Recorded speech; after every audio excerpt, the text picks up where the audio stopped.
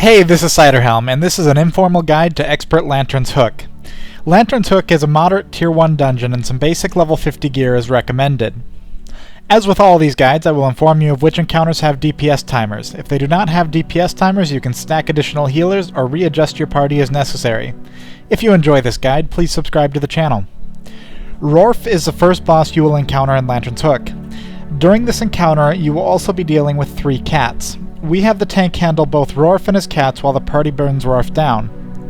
Rorf will occasionally blink away from the tank and begin using a ranged attack. The tank should quickly re-engage the boss. The cats are susceptible to crowd control, so if you're having serious problems with survivability, go ahead and make use of CC. Rorf has no DPS timer.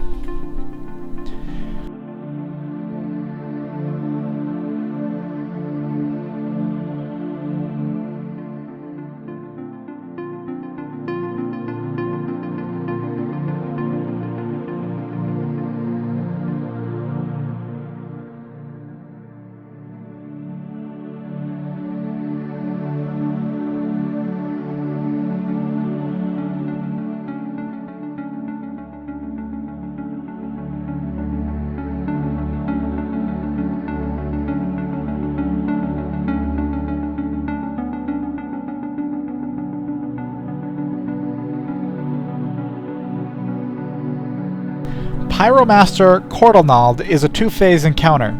During the first phase, trivial adds will be spawned and the party should deal with them as they come. After a large number of these adds have been spawned, the Pyromaster will enter the arena. The main thing to watch out for on Pyromaster is Cinderburst. This should be interrupted any time it is being cast, and Pyromaster will cast it quickly after teleporting down. Players should also watch out for flame pillars and move out of them immediately. The Pyromaster will port across the room periodically. This is really annoying and makes the encounter take significantly longer than it should. However, we noticed during this pull that standing at a location where you can easily LOS him after each port makes it a lot easier to keep DPS on him after a port. This encounter has no DPS timer, though slow DPS combined with his teleports will make it a painfully long experience.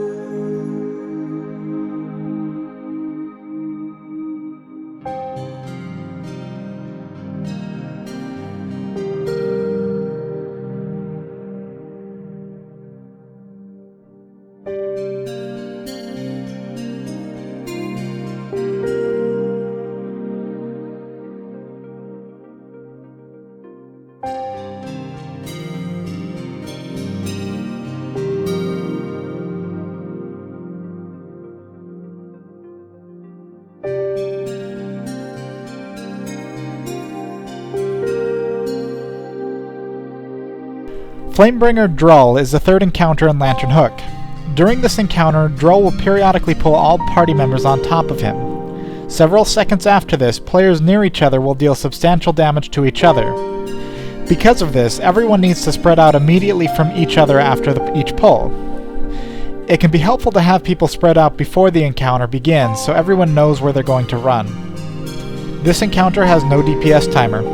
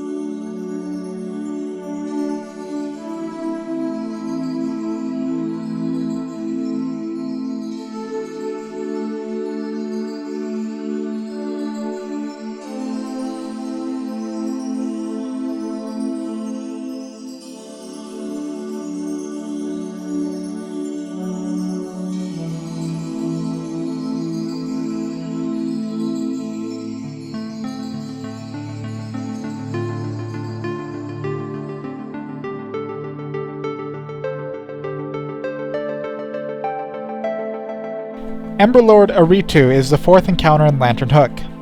During this encounter, Lord Re2 will occasionally summon red crystals on players that need to be moved away from immediately. These crystals do not despawn, so the platform will eventually be covered by crystals if the Lord is not killed fast enough. As a tank, I try to keep crystals in a line near the edge of the platform, while range drop crystals at a max range from the boss.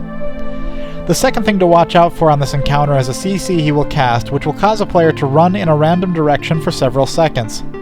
This can be very dangerous if the affected player runs through crystals.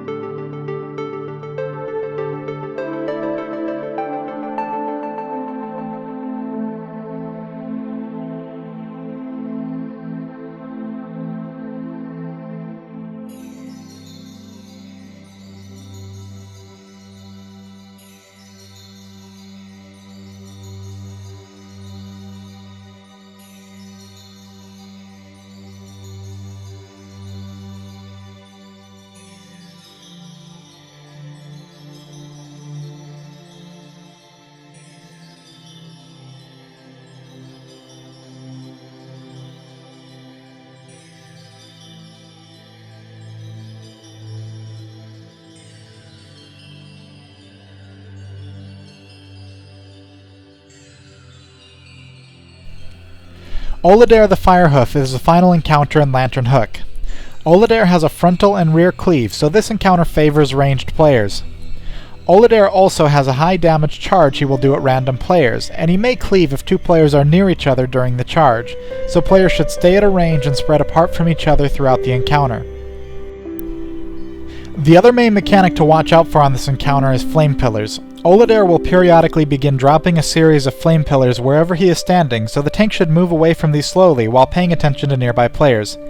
These Flame Pillars will continue to be dropped during a charge, and ranged players need to be ready to move out of one that is spawned near them as well.